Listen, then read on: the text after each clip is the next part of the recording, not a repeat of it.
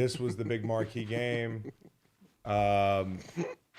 It's going to be all right. Listen, I'm not surprised. Yeah, and we were going back and forth during the game because Nate is the biggest troll on the planet, as you know. Oh, we know And this. early in this game, I just kept repeating, we're going to be all right. And then, like, the Eagles did something bad, and he goes, we're going to be all right?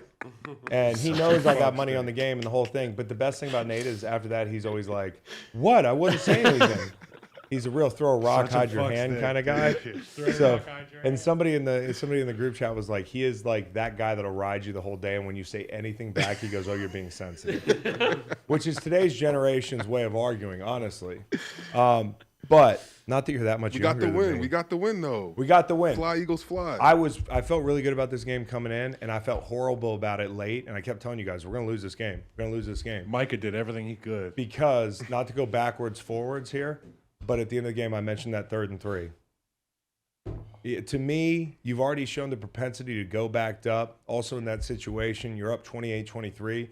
If what you're guarding against is a touchdown, you give them a shorter field in that situation. If they do score, I feel great about you going with a little bit more time to come back and kick that field goal. But punting them the ball, if they do score, it's going to be a longer drive. Now, you got the stop there. What they ended up doing was marching down the field in under a minute and nearly fucking turning all my hair is gray. But I felt like when you have that opportunity on 3rd and 3, the way you're built, the way you've run the ball at times during this game, to take that shot. I know you have A.J. Brown on Bland. I know you hit a 4th and 3 a couple weeks ago. But nah, dude, I aggressive. Pound the fucking rock because I know you have 2 downs in your head. If it's 4th and 3/4 of a yard, like they're gonna tush push it. And at that point, they take the shot and they end up damn near losing the game because they fumble the next possession on 3rd down when they're trying to ice it. Thank God for that backup guard falling on that motherfucker. You know, Micah Parsons was beating him at times pretty bad, but he made the play of the game, jumping on that fumble. So I thought the play of the game was the 2-point conversion, in all honesty. And huge. As an offense, you get down there, you score, you have an opportunity to make it a 3-point game. Dak does everything he can in his power to get in the end zone. He does. That foot is out.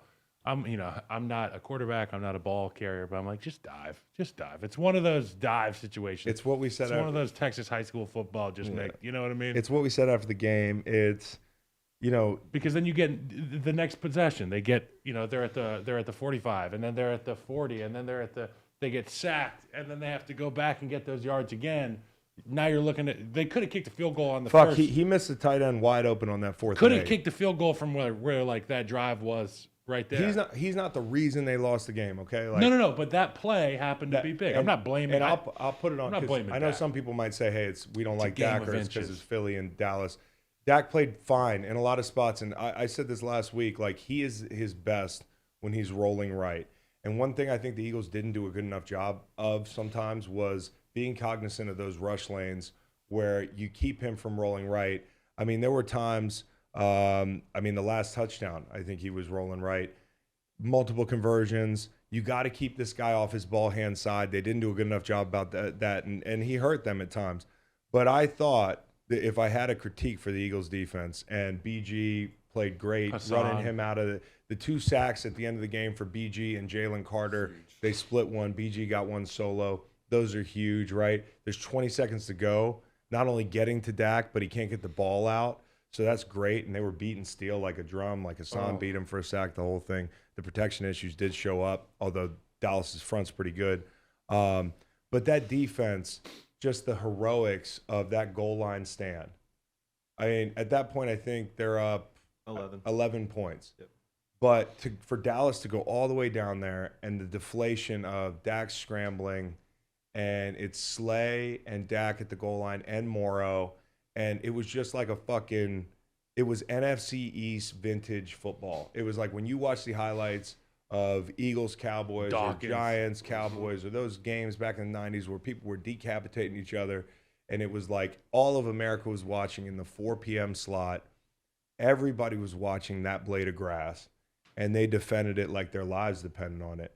And I'm not taking anything away from Dak because he just got upended, but I'm giving it to the Eagles defense because the very next play, you never know. It's like Pittsburgh in that stand, I think it was maybe against Baltimore, where they're like, you never know. The next play, if you knock him down on this quarterback option, The next play, Jackson might throw a pick in the corner of the end zone, which he did. You never know. The next play, Reed Blankenship might get that tight end down on the goal line. We go to review, we go to commercial, and it's a huge swing. So the defense, the pass rush, my big critique was too much man and too much Ricks on CeeDee Lamb. If you're an Eagles fan, you're fucking nodding your head right now because you know what I'm talking about. But like Ricks on 4th and 1 for the first touchdown, you know, he's on Lamb. 3rd and 21 before the score. Ricks on Lamb. Ricks in the slot. You know, they just put Lamb in there. And they went to Slay for a while, but end of game, you get Ricks on a deep over. You get Ricks on the pick play down low, which puts them in range to score. And so I just thought the matchups at times were tough, but they survived. All told, I don't know they how tightened up where I they don't know had how you to. can throw to your 4th option on a gotta have it situation. I mean, No. and they talked about it in the broadcast, but it's like, give your guys an opportunity to make a play. Give your guy an opportunity, not your guys. Yeah. Give your guy an opportunity to make a play. Yep. In that situation, I would have been so deflated as an O lineman. Now, we haven't talked about Jalen Hurts yet, but this was heroic shit. And I don't want to overstate it because people are going to say my bias is showing and all that stuff. You're not. I'm not an Eagles fan, and I'm saying the same thing you are. Guy's a fucking gamer. He's a stud. The way he's on his bad knee, 300 pounds falls on that thing. I mean, I would have thought he might have, maybe if he doesn't have that brace on, I don't know if the brace is on his left knee or whatever. Yeah. But maybe that ACL goes. Like, that was a scary moment. That's how I broke my leg. Yeah, it's all that. But there was Chris Jones. It was David Bakhtiari for me. That hit me. Yeah. Just some big fuckers we like to run Yeah. into with our knees. So I thought like the throw before the half to Devontae, the gutting out the injury, they ran the ball better in the red zone. They tied it at 14. They came out and ran the ball 6 fucking times in a row. Okay, Gainwell had a touchdown in the red zone. Other than the shot, I thought, and the protection at times wasn't as good as maybe you would have expected, but they're victims of their own success up front. They're so good that, you know, like somebody gets beat for a sack and it's like, holy shit. Oh, the sky's falling. The Goddard injury is something you got to worry about. And, Was you there know, blood that I saw? on Goddard? Yeah. I hope not, because that would be a compound fracture. I think it was just his elbow. You saw what I saw. Yeah. I think it was just one of I those. saw like, that, and I was like, ooh. Yeah. But Sirianni knew it. Sirianni knew it. He's like, we got to have points this first drive. And they did. They went tush push on 4th and 1. They go for it on 4th and 3 to Dallas Goedert. Beautiful throw. I think what they're aggressive anyways, right? They're going to go. See Micah Parsons ride the tush push? Yeah. That's pretty cool. Yeah. Surfing. Also, he played great. Micah Parsons was all over He's his just field. trying to will it to happen. But I think Sirianni looks at this Dallas team, and they are front runners. Okay, like that's the way they play. They've only been down in one of their wins, and that was the Chargers, down 7-0. So if you look at the way they jump out on people, like that's a script you can't follow. You'll take the risk of going on 4th down on that opening drive multiple times because you know you absolutely got to have a score. And I thought that was the biggest sequence of the game, was just getting out ahead in this thing and defining the terms of this thing. And I think they knew that, and I think they Terms were and intentional conditions about brought to you by Nick Sirianni. Yep. Speaking of Micah, how do you feel about that no call? on That the was a holding? hold. But he was saying that it was a hold during the block. Like he had his hands in the framework. When he turns away from the block and it becomes this isn't a hold. This, if I'm Micah, this becomes a hold. And when Yeah. you start chasing and your jersey's pulling the other way, that's a clear hold. I think some that was a hold. You saying? yeah. Yeah, it's a hold. Not at first. Yeah. Not at first. No, it's late. It's when the quarterback crosses that, When that guy- threshold of the door. when and he you're turning and redirects. running, which is tough for an offensive lineman because you don't know when that's happening. Yeah. But you gotta have the great ones have a feel for that. I hope Dallas. Zach Martin never I hope gets Dallas is back soon. I think it's a surgery. Yeah, it sounds like it could be a few weeks. Yeah, or an I IR kind of thing. think they said forearm fracture and then an MRI today.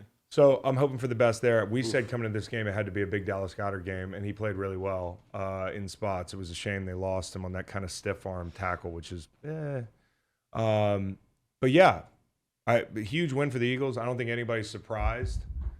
I think the Eagles are just what they are. They have a high floor, dude. Adam they have a Shine high picked the floor. Cowboys. And it sets up the biggest game this season. Them and the Chiefs both have a bye, and then they'll meet on Monday night. That's going to be crazy. November 20th. Andy Reid, Nick Sirianni with 2 weeks to prepare. November 20th. That's crazy. Chiefs Eagles, the long bowl. That's crazy. Yeah, the long bowl. Let's do it. I have no games. Is it Right. is it Arrowhead? You have a Super Bowl. Is it an Arrowhead? I'm not sure. I think it is. Yeah, it's Arrowhead. That We got because we've been circling this one because I felt like last year. It's a Monday night game. I feel like this is Jalen's biggest road game of his career. The bookends of that weekend, we're gonna have Bengals at Ravens Thursday night, and then Eagles and KC. That's Let's I'll do some live streaming.